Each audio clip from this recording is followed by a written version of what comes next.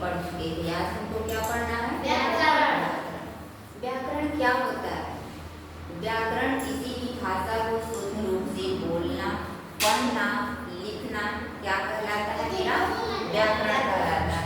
या ये भी कह सकते हैं कि व्याकरण वह शास्त्र है जिसकी सहायता से व्यक्ति शुद्ध रूप से बोलना, लिखना, पढ़ना सीखता है। उसे हम क्या कहते हैं? व्याकरण कहते हैं। यह व्याकरण वह शास्त्र है जो हमें शब्दों और वाक्यों के शुद्ध प्रयोग की क्या करता है? जानकारी देता है। उसे हम क्या कहते हैं? व्याकरण कहते हैं। यदि ये सब नहीं याद आ रहा है तो सरल शब्दों में आप लोग ये बता सकते हैं कि व्याकरण हमें क्या करता है? सही बोलना, सही पढ़ना, सही लिखना क्या करता है? सिखाता है। उसे हम क्या कहते हैं? व्याकरण कहते हैं। अब देखिए व्याकरण हमारे लिए आवश्यक क्यों है? पहला होता है शुद्ध वर्ण ज्ञान के लिए। यदि वर्णों को लिखने के लिए सही ज्ञान नहीं होगा तो हम उस चीजों को क्या करेंगे? लिखने और समझने में क्या करेंगे? गलती करेंगे। जैसे देखिए क्या है, मान और भान हमने लिखा है ना, ये दोनों आपका सेम जैसे लग रहा है ना। जैसे कुछ बच्चे बनाते हैं माँ ऐसे बनाते हैं, भी क्या बनाते हैं ऐसे बनाते हैं। तो इसमें क्या है? अंतर कोई समझ नहीं पाता है, दोनों का अर्थ क्या है? अलग अलग है। तो हमको यही समझना है, मान और म और भा में अंतर स्पष्ट करना। ठीक है ना। दूसरा है शुद्ध शब्द ज्ञान के लिए। देखिए प्रत्येक वस्तु का कोई ना कोई नाम होता है।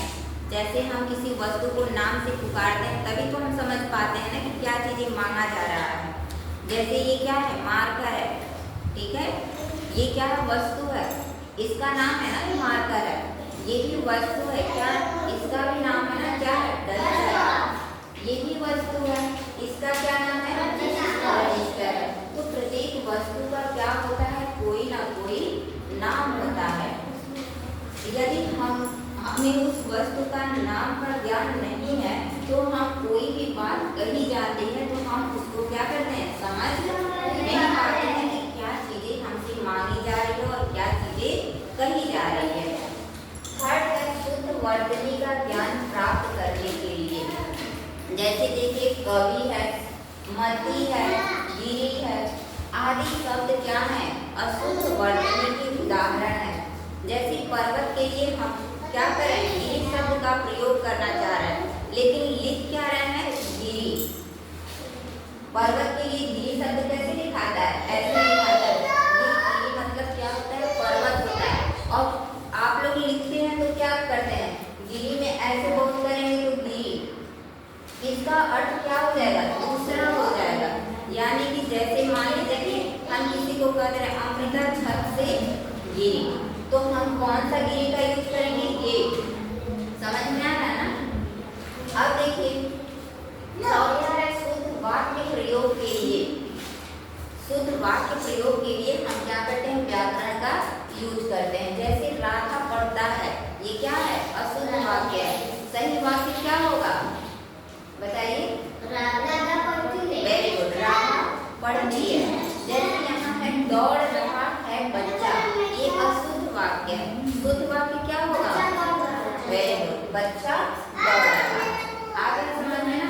अब देखिए व्याकरण के अंग, व्याकरण के कितने अंग होते हैं? 3 अंग होते हैं। पहला होता है वर्ण विचार, दूसरा शब्द विचार और तीसरा क्या होता है? वाक्य विचार होता है। वर्ण विचार क्या होता है? भाषा की मूल इकाई क्या होती है? आपकी वर्ण होती है। आप कई ठो वर्ण मिला देते हैं, वर्णों की मेल से मेरे क्या बनते हैं?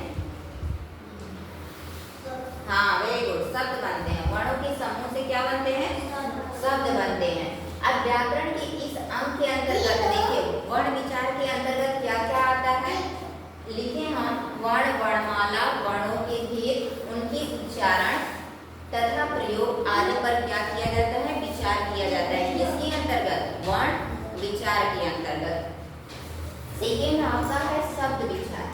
इसके अंतर्गत क्या आता है? शब्द की रचना आता है, शब्दों के भेद आता है, उसकी उत्पत्ति आती है तथा रूपांतरण आता है आदि पर क्या किया जाता है? विचार किया जाता है। तीसरा है वाक्य विचार। इसके अंतर्गत हम क्या करते हैं, तो वाक्य उनके भेद एवं उनकी रचना के बारे में क्या करते हैं, विचार करते हैं। आ रहा समझ में ना, इतना क्लियर हो गया है। अब हमारे पास कुछ अशुद्ध वाक्य हैं जिन्हें शुद्ध करना है। कौन करेगा, आइए। जैसे पहला है लड़का लिखती है। शुद्ध वाक्य क्या होगा, जल्दी आइए, यहाँ आगे बनाएंगे, क्या होगा, आइए। लड़का लिखता है, क्या होगा, शुद्ध वाक्य क्या होगा, लड़का लिखता है। हाँ वेरी गुड, लड़का लिखता है, पुरुष है ना। बकरी दूध देता है, बकरी दूध देती है। हाँ वेरी गुड, बकरी दूध देती है। घोड़ा तेज दौड़ती है, क्या घोड़ा तेज